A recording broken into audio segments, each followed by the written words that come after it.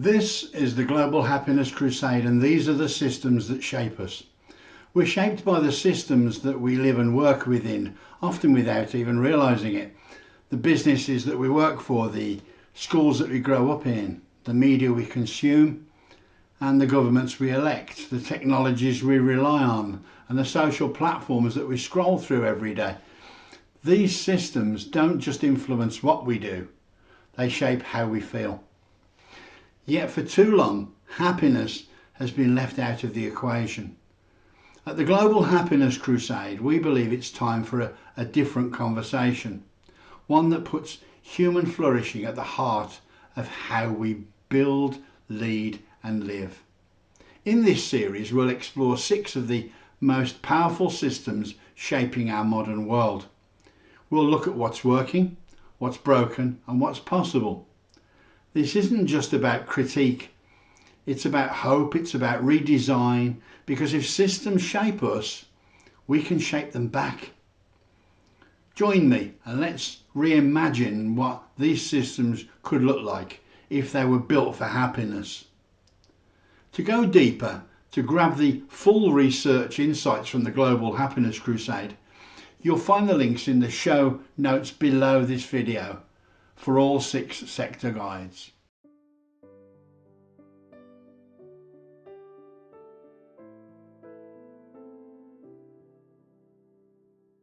Business and happiness. So let's talk about work. For many of us, it's where we spend most of our waking hours. It shapes our identity, our mental health, our relationships, even our sense of purpose. But here's the uncomfortable truth. Too many people feel drained by the very thing that's meant to support their lives. The workplace, once a symbol of growth and stability, has become, for many, a sense of stress, burnout and quiet disconnection. And yet, the potential for transformation is immense. Around the world, a new kind of business is emerging. Companies that measure people, planet and profit, not just revenue. Leaders who understand that when you look after your staff, they'll look after everything else. Movements like the Better Business Act are gaining momentum. Virgin's 100% human at work reminds us that we are not just resources, we're human beings. Certified B Corps are proving that ethical success isn't a fantasy, it's a viable, scalable model. And we're seeing signs of change. 4-day weeks, mental health days, values-based leadership. Some companies even measure gross workplace happiness, not just key performance indicators. So what's the vision? Imagine a world where business leaders are custodians of meaning, not just managers of performance. Where company cultures value emotional intelligence as much as financial acumen. Where every employee feels a sense of purpose, belonging and a room to grow. At the Global Happiness Crusade, we believe that business can be a healing force, not just a place to work, but a place to become. A space where people create, collaborate and flourish. And the best part? This isn't wishful thinking. It's already happening. Not just not everywhere yet. If we design workplaces for happiness, we don't just improve productivity. We reshape lives, we strengthen communities, and we redefine success for the next generation. To explore this vision in more detail, you can grab the full Business and Happiness Spotlight by clicking the links in the show notes below. And remember, work shouldn't just be a means to an end. It can be a source of joy, connection and meaning. if we build it that way.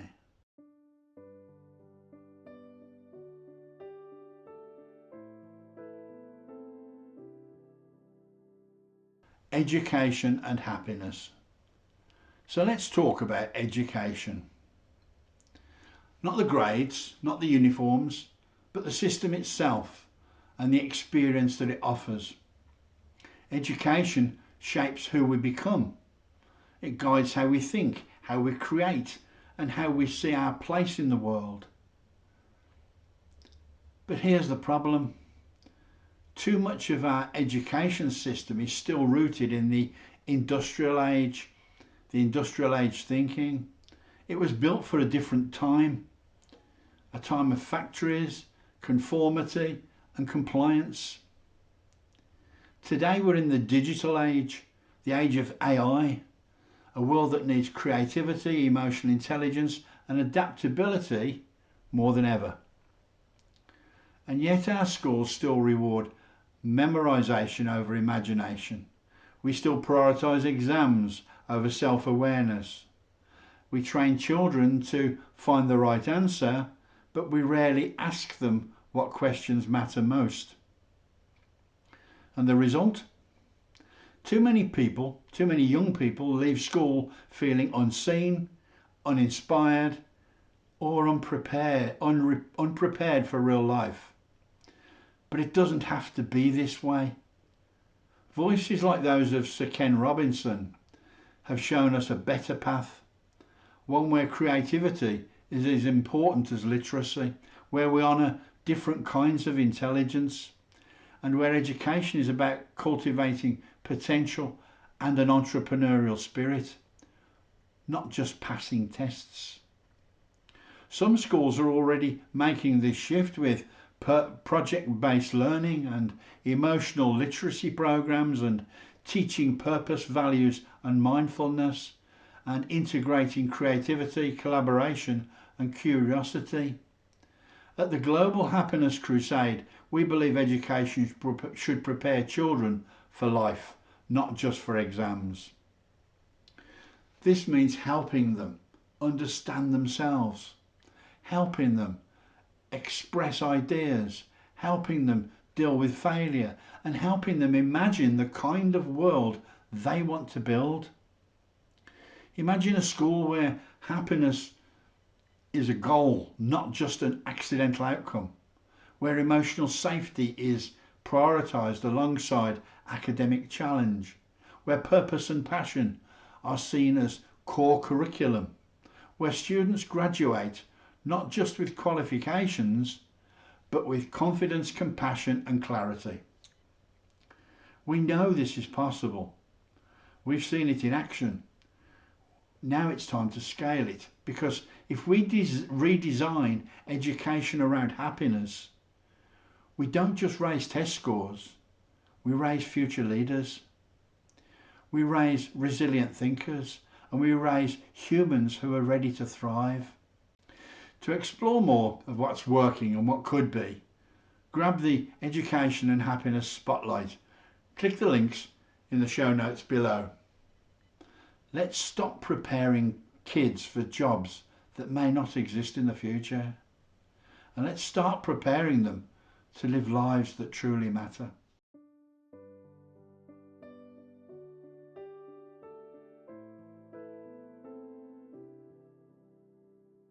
Media and happiness. So let's talk about the media. News, headlines, 24-hour cycles, clickbait. The stories we hear and the way we hear them shape how we feel about the world, and too often what we're given is fear, outrage and division. Why? Because bad news drives clicks. Conflict grabs attention and negativity sells. But what's the cost? The cost is immense. Rising anxiety, mistrust, a sense that the world is broken even when signs of progress surround us. Now this isn't about ignoring the truth. It's about balancing it. Because Alongside the crises, there are also breakthroughs of kindness, of resilience, of solutions and hope. And yet those stories rarely make the front pages. What would it look like if media didn't just inform but uplifted? If it helped us see the full picture, not just what's going wrong, but also what's going right? Some media outlets are already doing this with solutions journalism, constructive storytelling, coverage of innovation, empathy and community healing. But we need more. The Global Happiness Crusade believes media has a moral responsibility to reflect reality, yes, but also to preserve hope. Because hope isn't naive. Hope is what makes progress possible. Imagine a responsible media culture where headlines tell us what's working, not just what's failing. Where newsrooms prioritise truth and impact over speed and sensation. Where young people grow up with a balanced worldview, not a distorted one. Where media nurtures trust, it informs and uplifts. It becomes part of the solution then, not just a mirror to the problem. We believe storytelling can heal, it can unite, it can inspire a better way forward, but only if we use it that way. To see the full vision, explore the Media and Happiness Spotlight from the Global Happiness Crusade. Check out the show notes below for full direct access to the links. Let's move from crisis reporting to constructive storytelling and build a media culture that strengthens our collective well-being.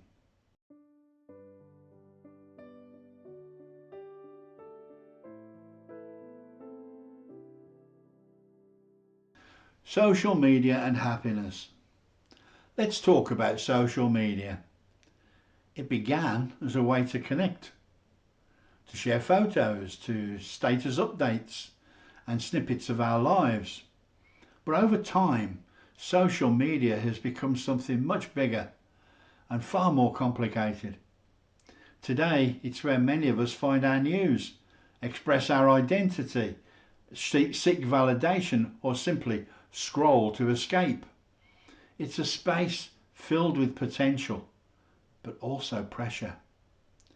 And for many, especially young people, it's becoming a source of comparison, anxiety, and overwhelm.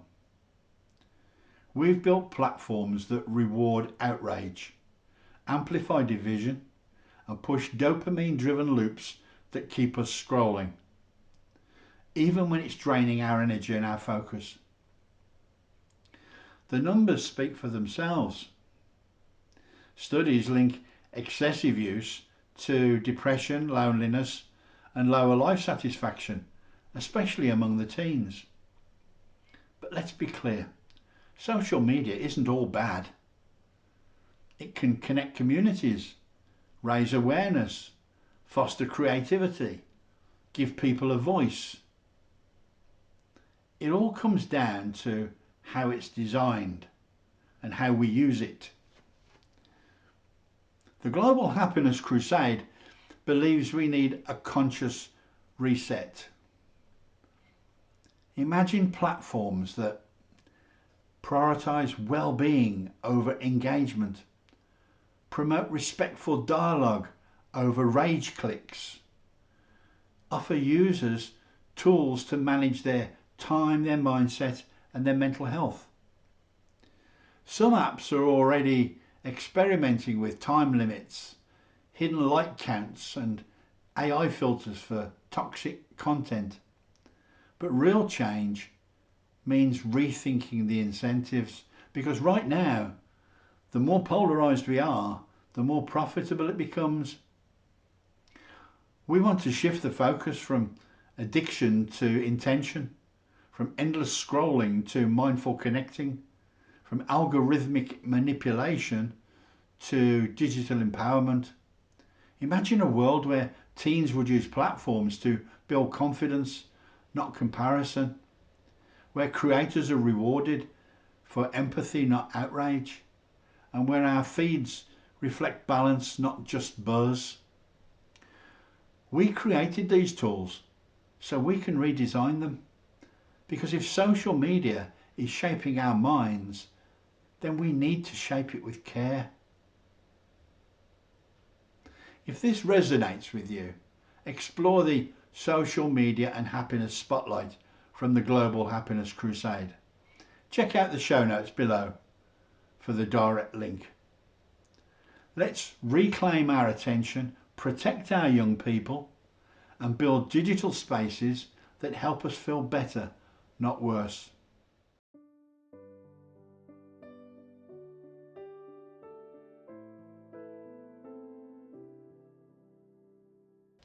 Government and happiness. So let's talk about government. At its best, government is meant to serve and to protect, to empower, to shape a society where people can live with dignity, purpose and hope. But somewhere along the line, many citizens stop believing that. Trust is eroding. Disillusionment is rising.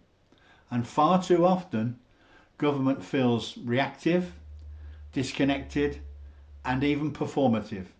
Why? Because for years we've been measuring the wrong things. We track gross domestic product. We obsess over economic growth. We headline unemployment rates, inflation and trade deals. But we don't measure happiness or belonging or well-being. And what we fail to measure, we fail to prioritise. Lord Deer, a man who spent decades in public service, recently shared with me that today's political landscape feels deeply uncomfortable. Why? Because politics has become a career ladder, not a calling. Many modern leaders enter office with little life experience, no grounding in real world systems and no vision beyond party lines, yet they're expected to make important decisions on our behalf. But people are hungry for authentic leadership. They want consistency and they want clarity and they want honesty. They want realistic manifestos that deliver, not disappear in U-turns. They want politics that reflect real lives, not just headlines. At the Global Happiness Crusade, we believe government must return to its true purpose, to serve the happiness and well-being of its people. What if we tracked gross national happiness with the same verve and seriousness as gross domestic product? What if every public policy considered emotional and mental health issues as rigorously as the financial costs? What if political manifestos included clear commitments to well-being metrics and stuck to them? This isn't just idealism. Nations like Bhutan have already pioneered this approach. Cities across Europe and the Americas are experimenting with well-being budgeting. It's not about being soft, it's about being wise. Because when people are thriving, society is stronger, economies are more resilient, and democracy regains its meaning. Imagine a government where policy is designed around people, not polling, where civility replaces polarisation, where long-term well-being trumps short-term wins, and the moral compass isn't lost but restored. We believe it's possible. We've seen the signs, but now we need the will. Let's raise our expectations. Let's hold our leaders accountable. Let's reshape governance as a force for collective happiness. To explore this vision in depth, you can access the Government and Happiness Spotlight from the Global Happiness Crusade by checking out the show notes below for a direct link. because democracy should do more than manage systems. It should elevate lives, and it starts with what and who we choose to value.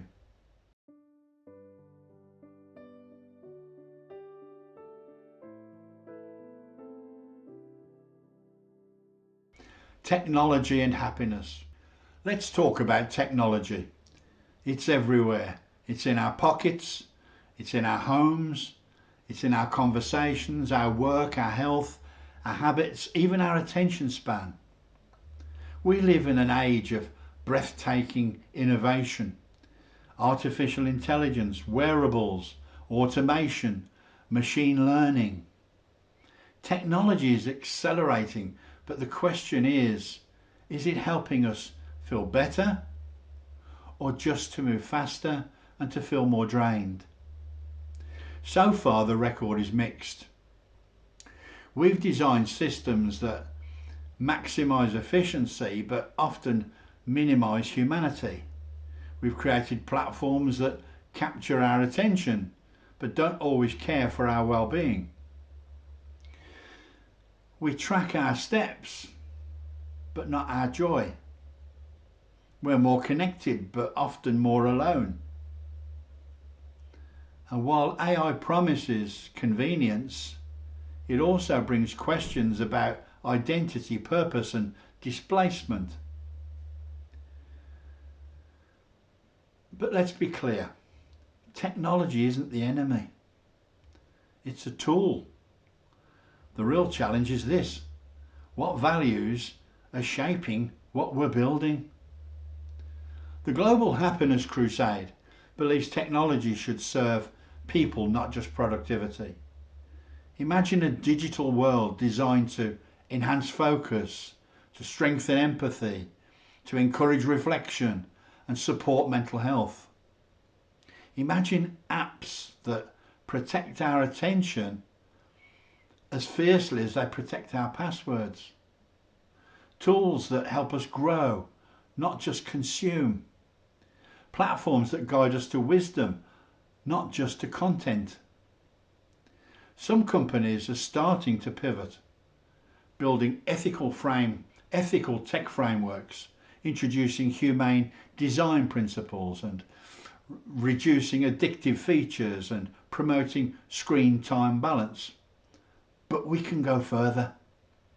We can prioritise tech for well-being as much as we do for profit or scale. We can build technologies that restore our energy, spark creativity and deepen our human potential. The goal isn't to unplug, it's to reimagine the plug itself. Technology can be our greatest ally in building a happier world, but only if we design it with care, intention and heart. If this message resonates, explore the Technology and Happiness Spotlight by checking out the show notes below for links. Let's stop asking, can we build it? And start asking, should we build it? Because the future isn't just digital, it's emotional. And the systems we create now will shape how we feel for generations to come. The Global Happiness Crusade are pleased to present Happiness in Their World, a podcast series of conversations with remarkable individuals. Engaging, inspirational and provided free of charge, the podcast series offers an intimate glimpse into the lives of individuals whose unique stories of resilience and success illuminate paths to happiness, including Dave Watson, a triple amputee war hero advocating positivity, and the Right Honourable Lord Geoffrey Deere, a retired Chief Constable and respected voice in policing and justice.